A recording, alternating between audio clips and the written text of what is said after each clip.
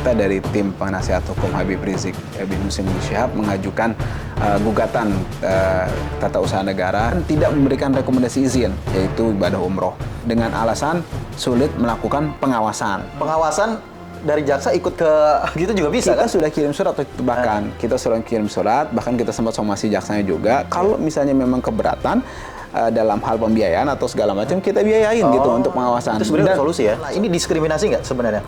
Iya, tentu saja. Kenapa saya katakan diskriminasi? Karena undang-undang kan mengatur bahwa Undang-Undang Dasar 1945 mengenai yang pasal 28E dan pasal 29 ya. Kemudian juga diatur di Undang-Undang Pemasyarakatan dan juga di Permenkumham itu sendiri.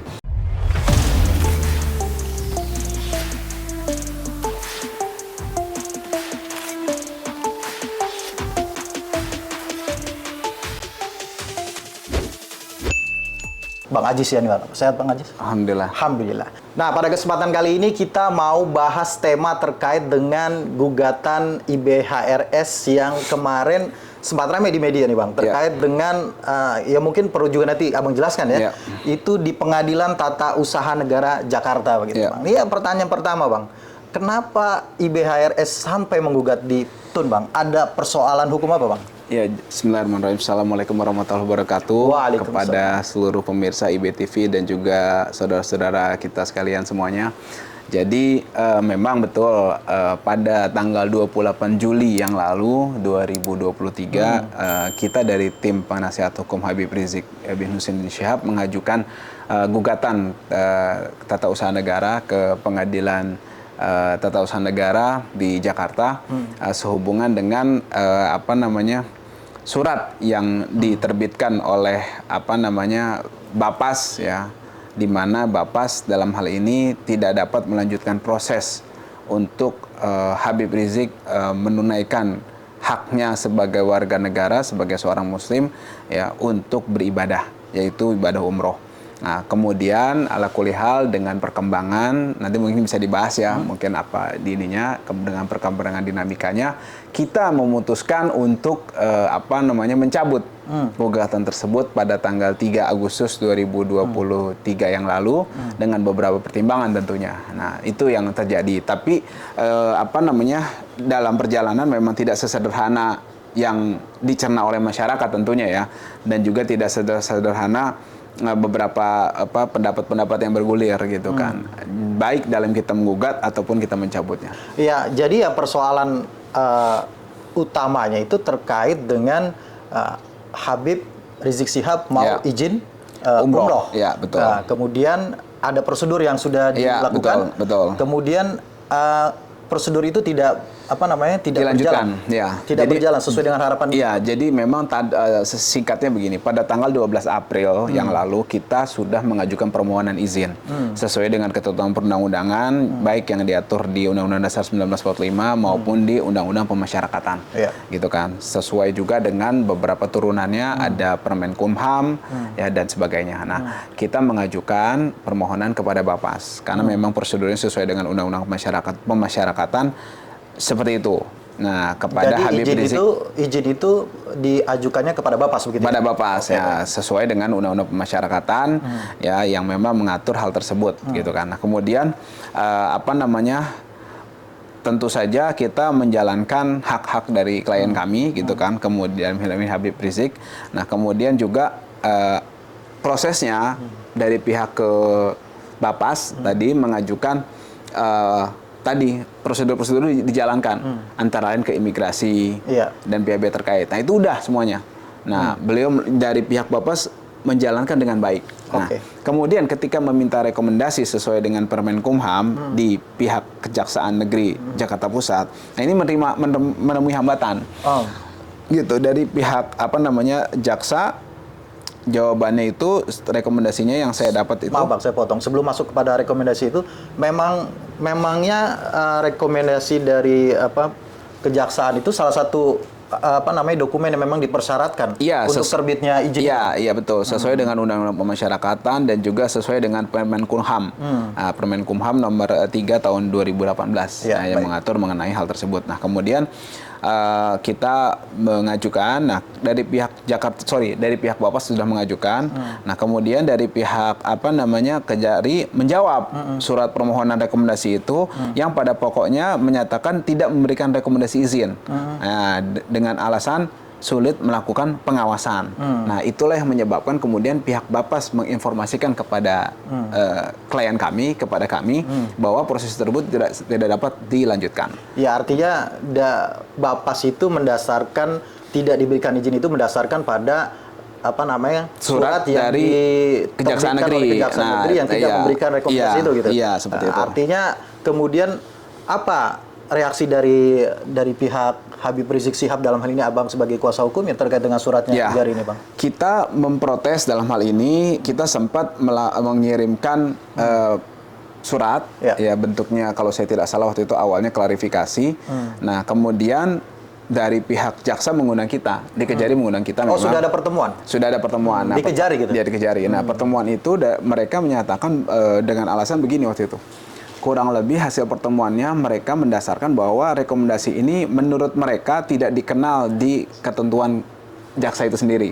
Nah, karena mereka tidak mempunyai kewenangan dalam hal ini. Tidak mempunyai kewenangan? Katanya mereka. Untuk menerbitkan rekomendasi?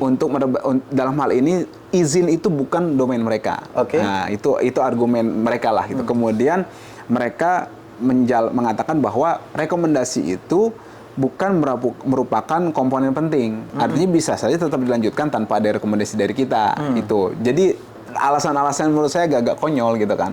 Nah, kemudian kita sampaikan bahwa kita juga membawa Permenkumham, kita mengatakan bahwa ini ada dasarnya, ada rekomendasi dari Anda gitu loh, yang mengizinkan sehingga proses ini dapat dilanjutkan. Nah, dia bilang kita tidak sebagai jaksa tidak terikat dengan Permenkumham itu. Artinya, dulu Bang, sebagai jaksa tidak terikat terhadap Permenkumham. Padahal kan itu produk undang-undang. Permenkumham itu produk dari turunan dari tentunya kan Permenkumham itu peraturan pelaksanaan dong tentunya dari dan itu bagian dari regulasi gitu ya. Iya, itulah makanya saya bilang kok begini ya tanggapannya. Intinya yang saya opinikan, yang saya dari tim kami mencoba menganalisa bahwa ini hanya bentuk dari pihak jaksa tidak mau melepaskan tanggung jawab tanda petik lah gitu kan, dan kemudian melemparkannya ke pihak Bapas gitu kan. Nah, cuma problemnya surat-surat yang tadi saya katakan itu surat dari pihak kejaksaan ya yang tertanggal 12 April kita kirimnya itu jaksanya mengirimkan surat 12 April, kita mengajukan permohonan itu jauh sebelumnya memang. Sebelum April itu mungkin sekitar bulan Februari atau Maret gitu waktu itu. Nah, pihak jaksa itu mengatakan bahwa silakan langsung ke Bapas kan begitu kan. Nah, memang jadi problem ini surat yang dikeluarkan oleh Kejari tadi ya tanggal 12 April 2023 itu perihal permohonan izin rekomendasi tadi itu tidak ditujukan kepada kita, paham nggak? Nah, jadi ditujukannya kepada Bapas.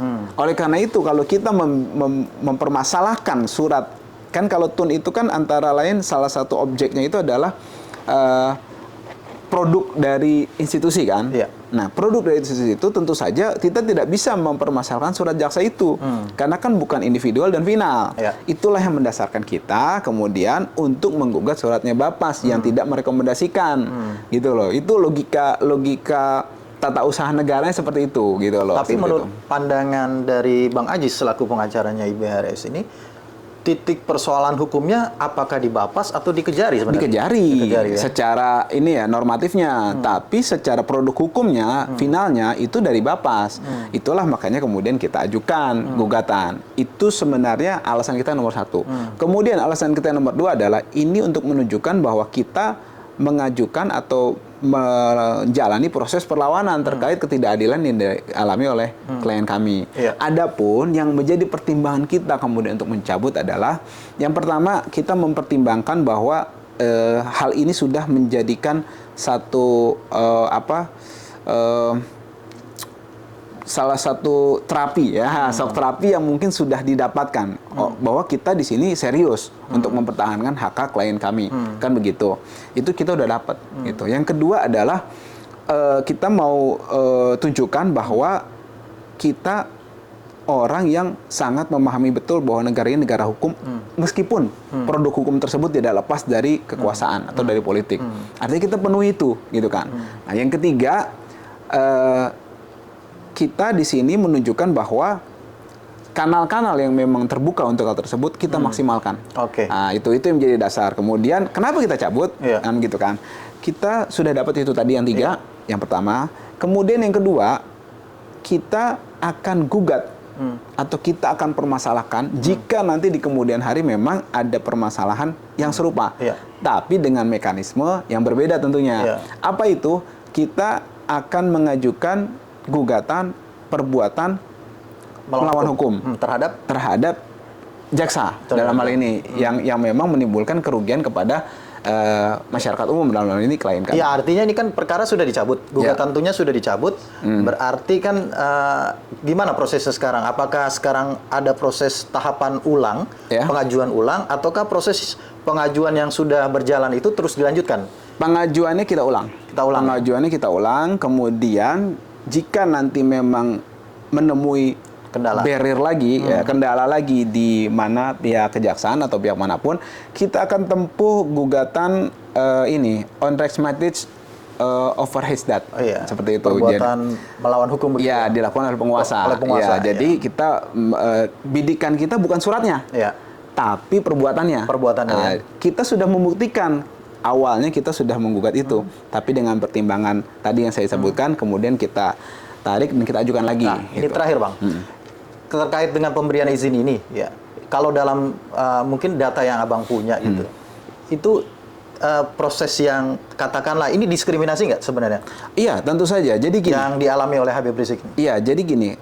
Kenapa saya katakan diskriminasi? Karena undang-undang kan mengatur bahwa Undang-Undang Dasar 1945 mengenai pasal 28E dan pasal 29 mengenai perlindungan warga negara untuk memeluk agama. Kemudian juga diatur di Undang-Undang Pemasyarakatan dan juga di Permenkumham itu sendiri. Nah, kemudian satu lagi, kalau alasannya pengawasan, saya garis bawahi 2 hal. Yang pertama, jaksa itu setiap pekan ada urusan setiap bulan, setiap bulan ada urusan kepada klien kami itu hanya wajib lapor. Kadang kita ke Kejari, kadang pihak Kejari yang menyambangi kita untuk artinya persoalan pengawasan itu bukan persoalan yang inti gitu ya. Bukan persoalan inti. Soalnya kalau sebulan sekali tadi kan, misalnya awal bulan kita lapor ke jaksa. Kemudian umroh sepekan 2 pekan, di pekan ke-4 awal bulan lagi kan sudah di Jakarta lagi. Kemudian bisa lagi lapor lagi. Atau kalaupun ekstrimnya ya, pengawasan dari jaksa ikut ke gitu juga bisa. Kita sudah kirim surat kita sudah kirim surat, bahkan kita sempat somasi jaksanya juga. Kalau misalnya memang keberatan dalam hal pembiayaan atau segala macam, kita biayain gitu untuk pengawasan. Itu sebenarnya solusi ya? Solusi. Dan secara normatif sebenarnya ada ya, Mas.